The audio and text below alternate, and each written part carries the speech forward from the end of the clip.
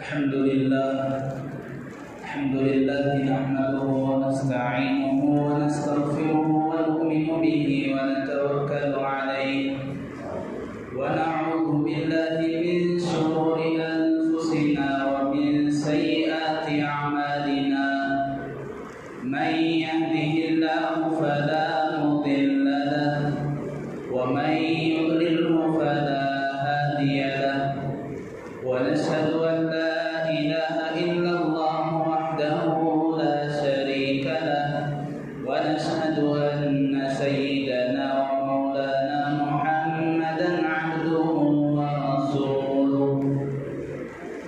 أما بعد فقد قال الله تبارك وتعالى في القرآن المجيد أعوذ بالله من الشيطان الرجيم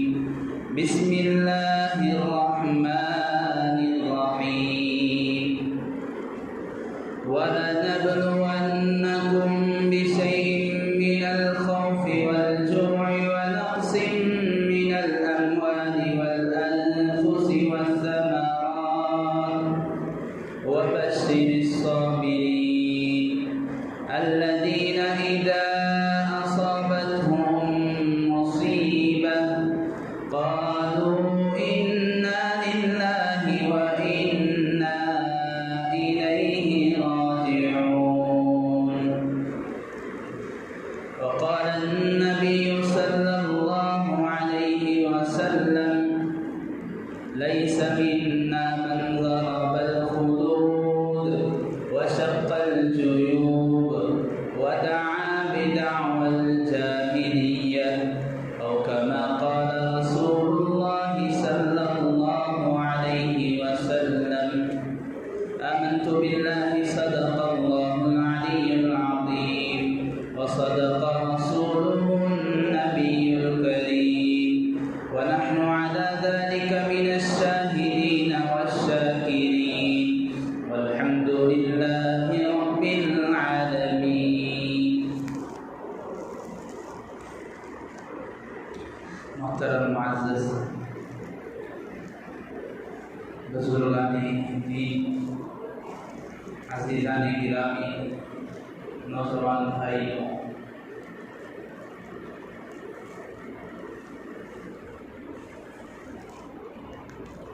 اللہ تبارک و تعالی نے ہم سب کو ایک ایسی دولت عطا کی ہے، اگر اس دولت کی قیمت سارے کے سارے کائنات کو بھی ملا کر چکانی پڑے تب بھی ادا نہیں کیا جا سکتا،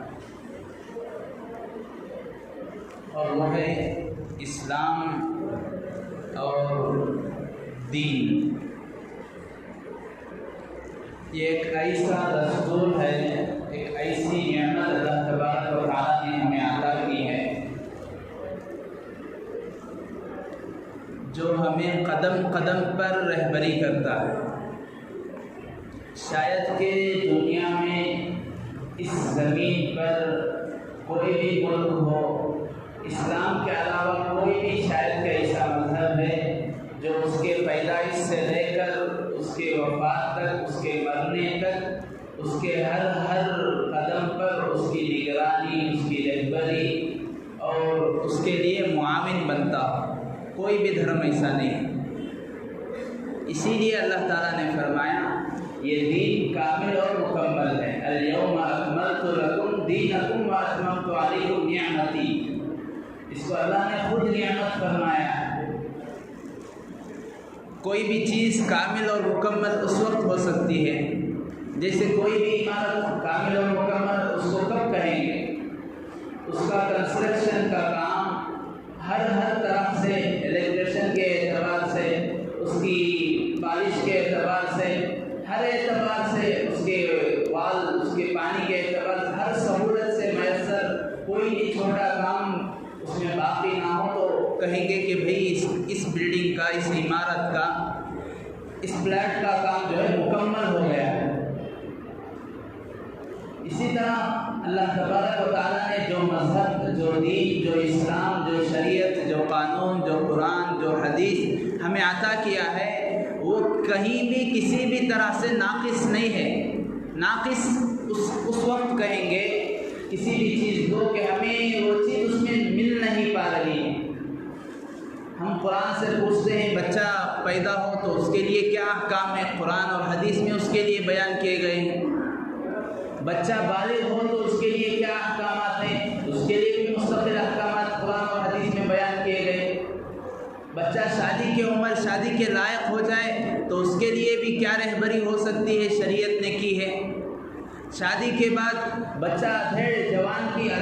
ایک 40 سال کے عرصے پر گزر جائے، پھر اس کے بعد اس کی اولاد ہو، اس کی اولاد کی اولاد ہو تو وہ دادا بن جائے، نانا بن جائے، تو اس وقت اس کے لیے کیا احکام ہے۔ خوشی کو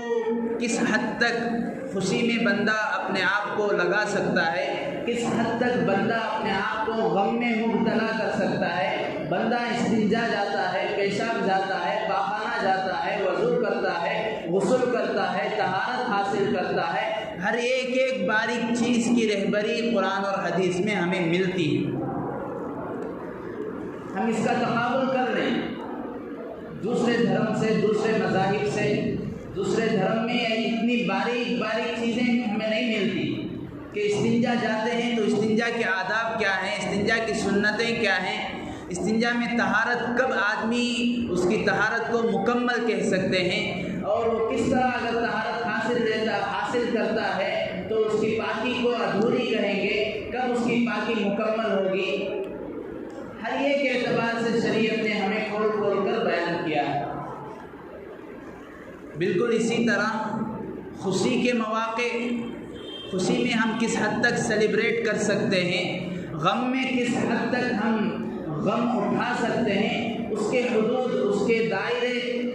اس کی باؤنڈری بھی شریعت نے کھینچ دی ہے، اس کے لیے لکیر بھی کھینچ دی ہے۔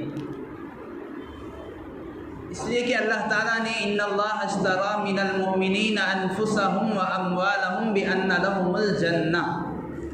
اللہ تعالیٰ نے روز اول ہی سے مومنین کی، اللہ کو ایک ماننے والوں کی، اللہ کے رسولوں کو مان کر ان کے لائے ہوئے پیغام پر عمل کرنے والوں کے مال جان کو اللہ تعالیٰ نے جنت کے بدلے خرید دیا۔ اللہ تعالیٰ نے ہمیں خرید لیا ہے تو ہماری ہر قدم پر اللہ تبارک و تعالیٰ نگرانی کرتے ہیں، رہبری کرتے ہیں۔ خوشی اور غم کے بھی اللہ تعالیٰ نے رہبری کی ہے۔ آدمی خوشی میں ہے تو اس کا مطلب یہ نہیں کوئی خوشی اسے لاحق ہوئی کہ خوشی میں وہ حد سے بڑھ جائے، خوشی میں اپنے آپ کو، اپنے فرائض کو بھول جائے، خوشی میں خوشی کی حدود سے وہ آگے بڑھ جائے، ایسا نہیں۔ غم آدمی کو لاحق ہوتا ہے، کسی کی وفات ہو جاتی ہے، کوئی مر جاتا ہے تو اس پر آدمی کتنا غم کر سکتا ہے، کیسے غم کر سکتا ہے، کب غم کر سکتا ہے، کون غم کر سکتا ہے، اتنا سب کچھ بیان کیا گیا ہے۔ گھر کے بڑے فرد کا انتقال ہوا، باپ کا انتقال ہوا، ماں کا انتقال ہوا، بھائی کا ہوا، بہن کے ہوا، گھر کے کسی بھی فرد، کسی بھی ممبر کا انتقال ہوتا ہے، شریعت نے اس کے غم کا بھی اندازہ مقرر کیا ہے۔ اسی لیے علماء نے کہا کہ اسلام یہ فطری دین ہے، یہ عقل کے مطابق دین ہے، عقل سے میل کھاتا ہے یہ مذہب، یعنی عقل سے آدمی اس کو جلدی سے قبول کر سکتا ہے۔ دوسرے دھرم ہیں، دوسرے مذاہب ہیں، ہم اسے اگر عقل سے سمجھنا چاہتے ہیں سمجھ میں نہیں آتی۔ ارے بھئی پتھر کے سامنے کون اپنی مرادیں رکھتا ہے؟ ایک پتھر جسے انسان خود بناتا ہے، پھر انسان اس سے خود اپنی حاجتیں سامنے رکھ کر اسے کہتا ہے کہ میری حاجت پوری کر، یہ کیسے ممکن ہے؟ اسی لیے قرآن نے کہا کہ تم اپنے ہاتھ سے بنائے ہوئے چیزوں سے اپنی مرادیں مانگتے ہو، اللہ تعالیٰ کی ذات سے تو اس سے وراء الورا ہے۔ تو دین اور اسلام ایک ایسا مذہب، ایسا قانون ہے جو فطری ہے۔ فطری مطلب انسان کی عقل کے مطابق ہے۔ بسا اوقات ہوتا یہ کہ آدمی کو کوئی چیز سمجھ میں نہیں آتی، کوئی چیز اس کے عقل میں نہیں گھستی، تو اس کا مطلب یہ نہیں کہ یہ اسلام ہماری عقل کے مطابق نہیں، بلکہ مطلب یہ ہے کہ ہماری عقل جو ہے اس شریعت کو، شریعت کے اس مسئلے کو، شریعت کے اس قانون کو سمجھ نہیں سکتی۔ جیسے مثال کے طور پر چھوٹی مثال میں آپ حضرات کے سامنے رکھتا ہوں، آدمی کا وضو ٹوٹتا ہے، حضرات علماء نے اس کو کتابوں میں لکھا ہے، آدمی کا وضو ٹوٹتا ہے حدث یعنی ہوا کے خارج ہونے سے، پیشاب کے کرنے سے، پاخانہ کے کرنے سے، سو جانے سے۔ اب مثال کے طور پر اس میں سے پیشاب کیا، اس کی ہوا نکل گئی، بڑا استنجا کیا، چھوٹا استنجا کیا، تو وضو تو دوسری جگہ سے ٹوٹ رہا ہے، وضو ٹوٹنے کی جگہ کہیں اور ہے۔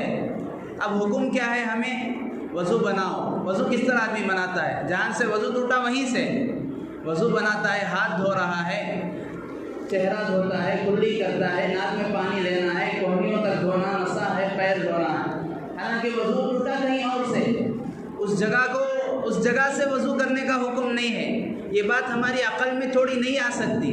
عقل میں ہماری یہ بات گھس نہیں سکتی۔ مطلب حضرات علماء نے کہا کہ وجہ یہ ہے کہ انسان جب سوتا ہے، مثال کے طور پر سونے سے اس کا وضو ٹوٹتا ہے۔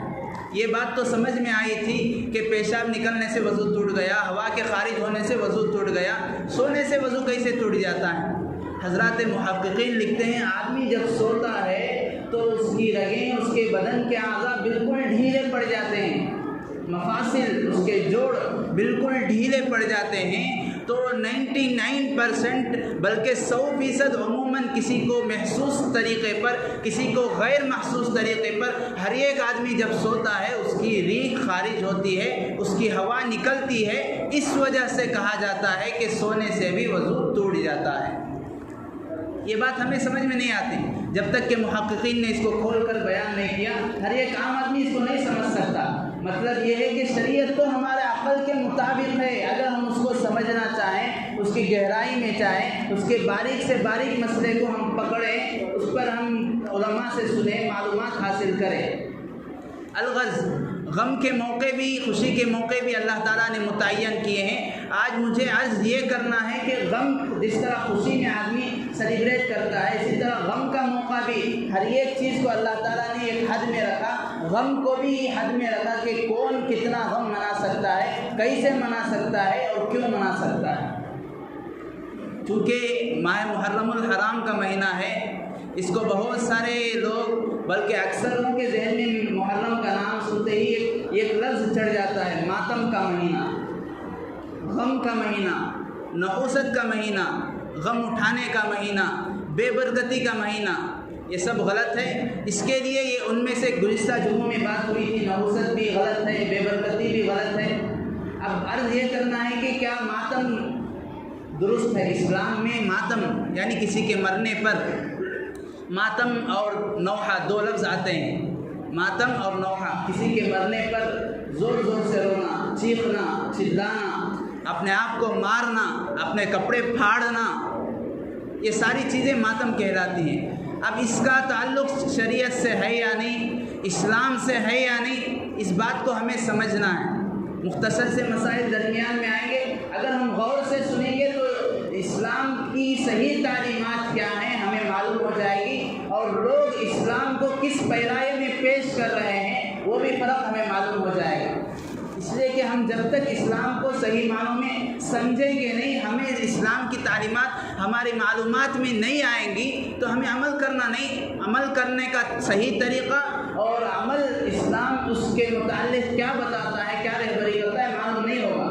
اس لیے کہ ہمارے گھروں میں بھی وفاتیں ہوتی ہیں، ہمارے گھروں میں بھی غم آتے ہیں، تو ہمیں غم کو کس باؤنڈری میں رہ کر غم اپنانا ہے اور کون کتنا غم اٹھا سکتا ہے۔ حضرات علماء نے لکھا ہے کہ گھر میں کسی کا انتقال ہو جائے تو مینٹلٹی طور پر، ذہنی طور پر، فطری طور پر ہر ایک آدمی کو 3 دن تک اس کا غم اور اس کا افسوس رہتا ہے، اور اس کو مانا ہے سائنس نے بھی۔ کسی کا انتقال ہو جائے تو غم آدمی کے ذہن پر، دل و دماغ پر جو پڑتا ہے، کم از کم آخری اس کی مدت 3 دن تک کی ہوتی ہے۔ اسی لیے اسلام نے بھی یہی کہا کہ سوگ منانا 3 دن تک جائز ہے، یعنی غم انفرادی طور پر رونا الگ بیٹھ کر، اس لیے کہ آدمی کو جب غم آتا ہے تو لامحالہ طور پر، یقینی طور پر جس کا دل نرم ہوتا ہے اس کے آنکھوں سے آنسو جاری ہو جاتے ہیں، اس میں کوئی غلط بات نہیں ہے، اسلام نے اس سے ہمیں روکا بھی نہیں ہے۔ غم ہے، کسی کی وفات ہوئی یا کوئی اور مصیبت لاحق ہوئی، آنکھوں سے آنسو جاری ہو گئے، کوئی بات نہیں ہے، لیکن اسی کو مجلس کی شکل دینا، اسی کو راتوں میں 10 راتیں 8 راتیں بنا کر مجلسیں قائم کر کے رونا، گریہ زاری کرنا، اپنے آپ کو مارنا، اپنے گریبان پھاڑنا، اپنے چہرے نوچنا، یہ جاہلیت کا طریقہ ہے۔ شریعت نے، اللہ کے نبی علیہ السلام نے حدیث پاک میں اس کو کفر فرمایا۔ ایک حدیث پاک میں اللہ کے نبی علیہ السلام نے فرمایا، اثنتان فی الناس ہما بہ کفر، الطعن فی النسب والنیاحۃ علی المیت۔ 2 چیزیں لوگوں میں کفر در کفر چلی آ رہی ہیں، یعنی لوگ اس کو اختیار کرتے ہیں حالانکہ وہ کفر ہے، اللہ کی نافرمانی ہے، اللہ کے فیصلے کے خلاف آدمی کا احتجاج کرنا ہے۔ اسی لیے علماء کہتے ہیں کہ جو شخص کسی کی وفات پر واویلا کرتا ہے، ماتم کرتا ہے، نوحہ کرتا ہے، اپنے آپ کو پیٹتا ہے، مارتا ہے، وہ گویا کہ اللہ کے فیصلے کے خلاف جلوس نکال رہا ہے، اللہ کے فیصلے کے خلاف احتجاج اور پروٹیسٹ کر رہا ہے۔ اور کس میں ہمت ہے کہ وہ اللہ کے فیصلے کے خلاف احتجاج کرے اور احتجاج کر کے وہ جیت جائے؟ بزرگان محترم، شریعت نے کہا کہ تین دن سوگ مناؤ، اسی لیے شریعت کا مسئلہ یہ ہے کہ جس گھر میں کسی کا انتقال ہو جائے تو 3 دن تک وہ غم کریں، افسوس کریں، انفرادی طور پر رونا ہے، آہستہ طریقے پر روئیں، اور جو ان کے رشتہ دار ہیں وہ ان کے گھر کو کھانا وغیرہ لے جا کر دیں، اس لیے کہ یہ ذہنی اور فکری طور پر غم میں ڈوبے ہوئے ہیں، غم میں لگے ہوئے ہیں، ان پر صدمہ پڑا ہوا ہے، ان پر مصیبتوں کے پہاڑ ٹوٹے ہوئے ہیں، یہ پکا نہیں سکتے، یہ کچھ کام نہیں کر سکتے، اس لیے رشتہ داروں کی ذمہ داری اس وقت یہ بنتی ہے کہ وہ ان کے گھر میں کم از کم 3 دن تک کھانا پہنچانے کا نظم کرے۔ اسی لیے میں نے کہا کہ اسلام جو ہے فطری دین ہے، اسلام دین، شریعت یہ ہماری عقل کے مطابق ہے، عقل جو کہتی ہے شریعت بھی وہی کہتی ہے، بس فرق یہ ہے کہ ہماری عقل اس بات کو یا تو سمجھ نہیں پاتی یا تو اس بات تک ہماری عقل پہنچ نہیں پاتی۔ اللہ کے نبی نے فرمایا 2 چیزیں کفر ہیں، ایک تو یہ کہ آدمی کا اپنے حسب نسب میں گڑبڑ کرنا، اور دوسرا میت پر رونا۔ ایک حدیث پاک میں آتا ہے، اللہ کے نبی علیہ السلام نے جب مکہ فتح کیا، مدینے سے اللہ کے نبی اور حضرات صحابہ کرام کی جماعت مکہ کو آئی، اور مکے سے بلکہ پورے عالم میں اسلام کا علم، اسلام کا جھنڈا لہرانے لگا، تو شیطان نے، ابلیس نے اپنے سارے چیلے کو، اپنے سارے لشکر کو جمع کیا، ساروں کی میٹنگ ہوئی۔ ابلیس نے کہا بھائی آج تو ہم اس بات سے افسوس ہو گئے کہ ہم امت محمدیہ میں اب آج کے بعد سے کبھی شرک نہیں پھیلا سکتے، کفر اور شرک کا کام ہم نہیں کر سکتے، البتہ اس بات کی ہمیں رخصت مل گئی ہے، اس بات کی گنجائش ہمیں ملتی ہے کہ ہم جو ہے امت محمدیہ کو فتنوں میں لگائیں، فتنوں میں ملوث کریں، اور ان میں یہ چیز کو رواج دیں کہ وہ میتوں پر رونا شروع کر دیں۔ اس وقت کی میٹنگ آج تک چل رہی ہے۔ اسی لیے جو دوسرے دھرم میں، دوسرے مذاہب میں، اس میں عموماً یہی ہوتا ہے کہ کسی کا انتقال ہوتا ہے، کوئی مرتا ہے، تو مستقل اجرت پر، مستقل کرائے پر جو ہے رونے والیاں چند عورتیں ہیں، نوحہ کرنے والی جن کو کہا جاتا ہے،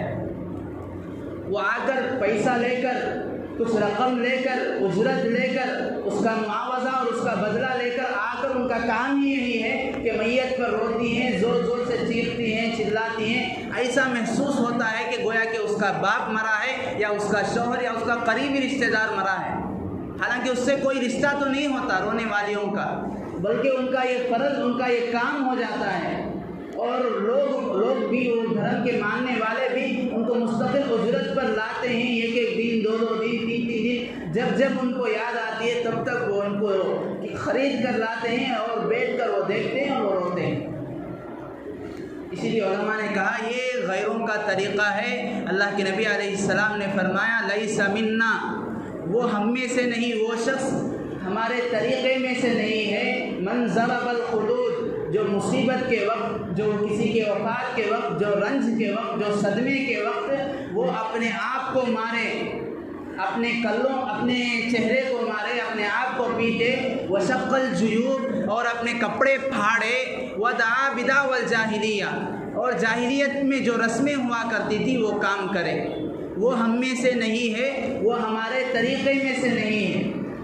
حضرات علماء کہتے ہیں کہ حدیث پاک میں جو یہ لفظ آیا ہے لیس منا، وہ شخص ہم میں سے نہیں ہے۔ ہم میں سے نہیں کا مطلب کیا ہے؟ حضرات علماء اس کی ایک تشریح بیان کرتے ہیں، اس کی وضاحت کرتے ہیں کہ وہ میری شفاعت کا مستحق اور حقدار نہیں ہے۔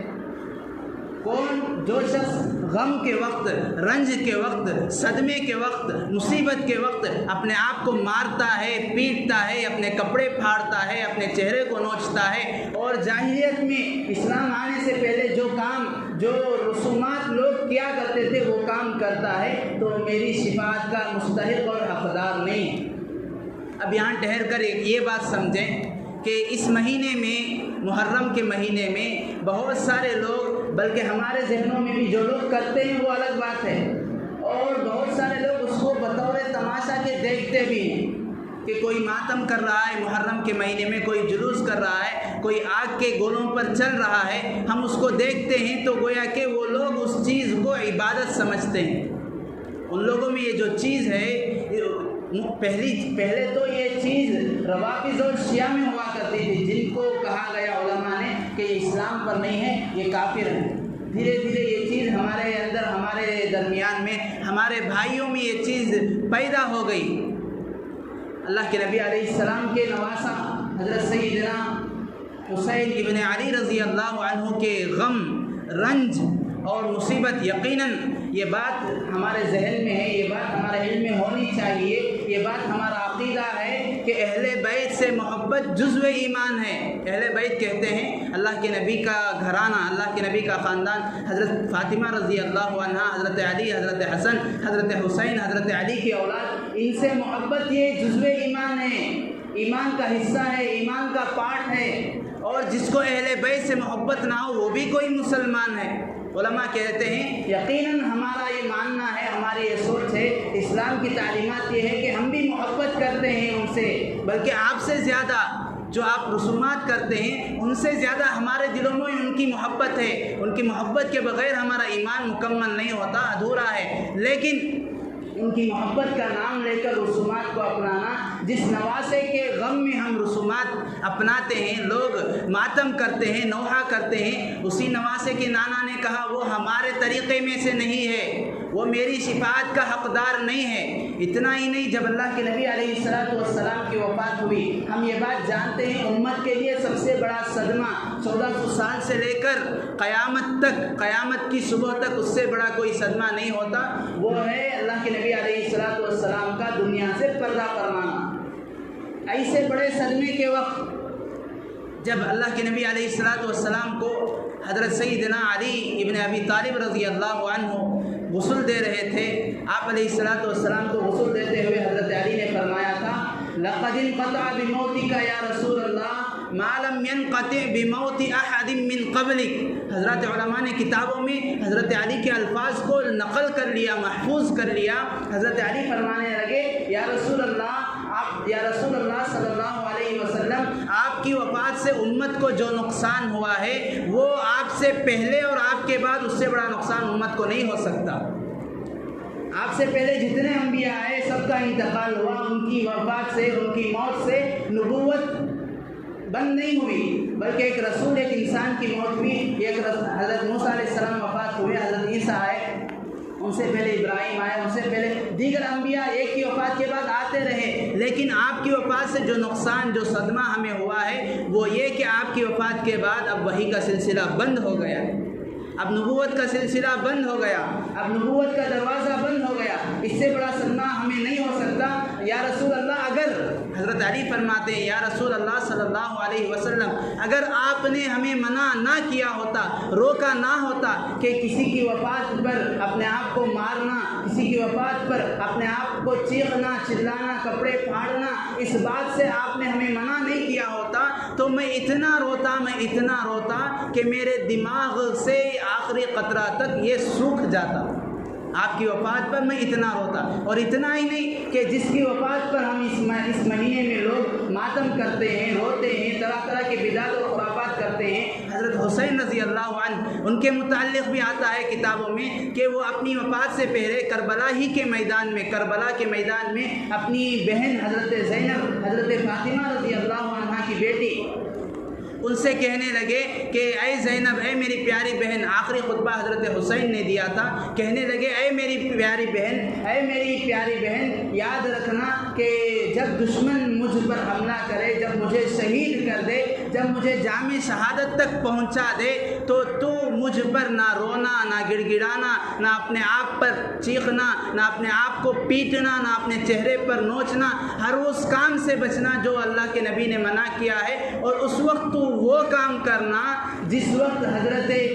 میری والدہ نے، حضرت فاطمہ نے اللہ کے نبی علیہ السلام کی وفات پر کیا تھا۔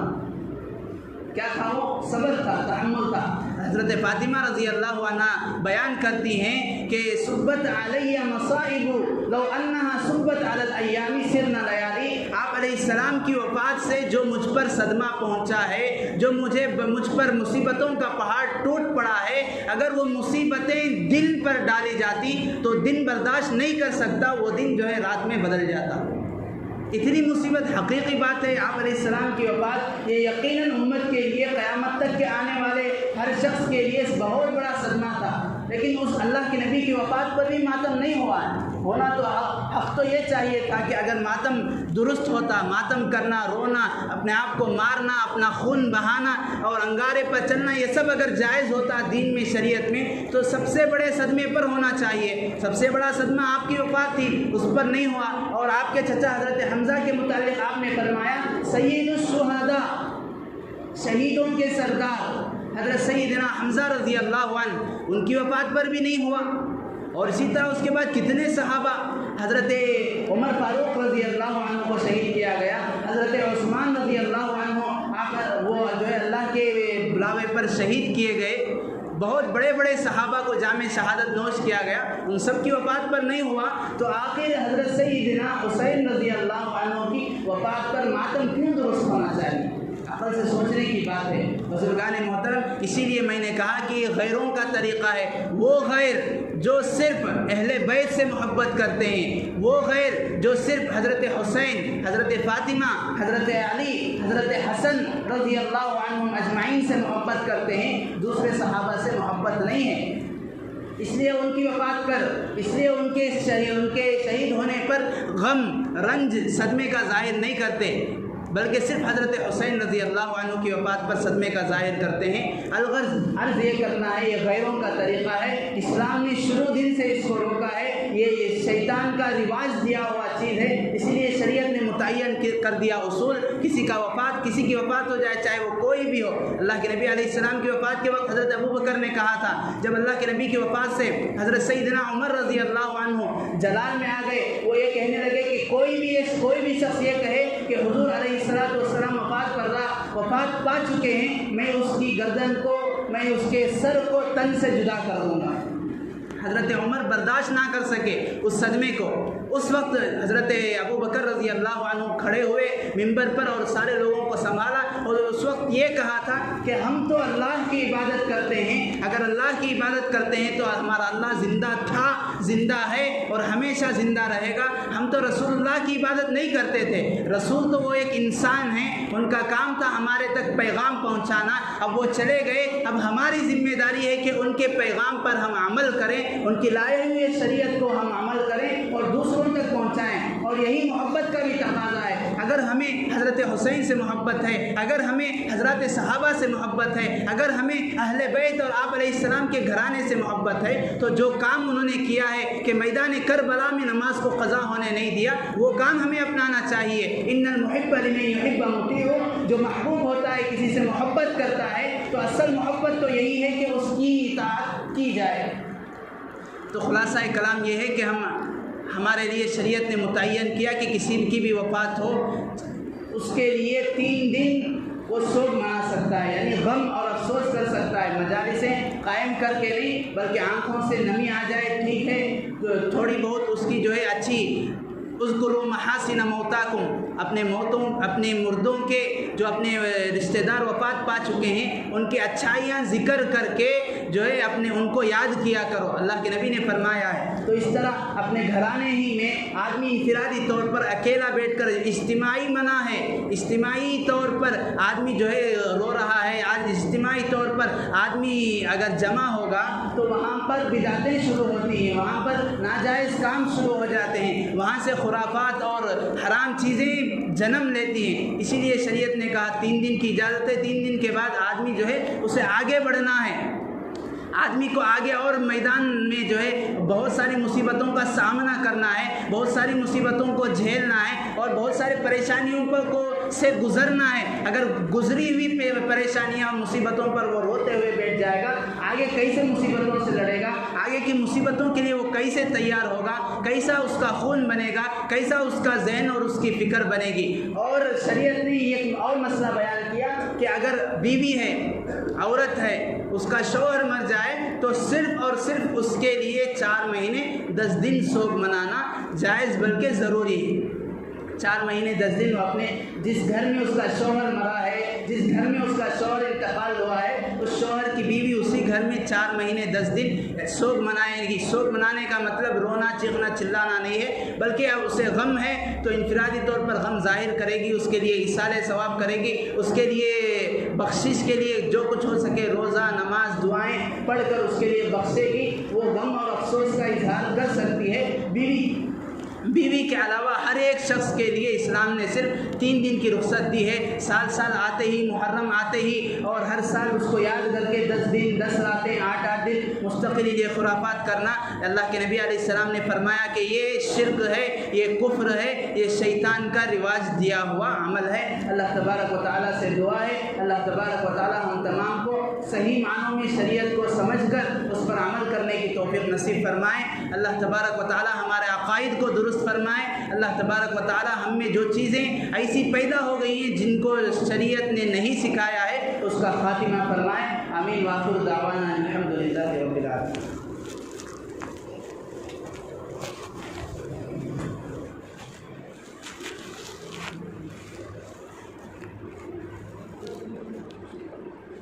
اللہ اکبر اللہ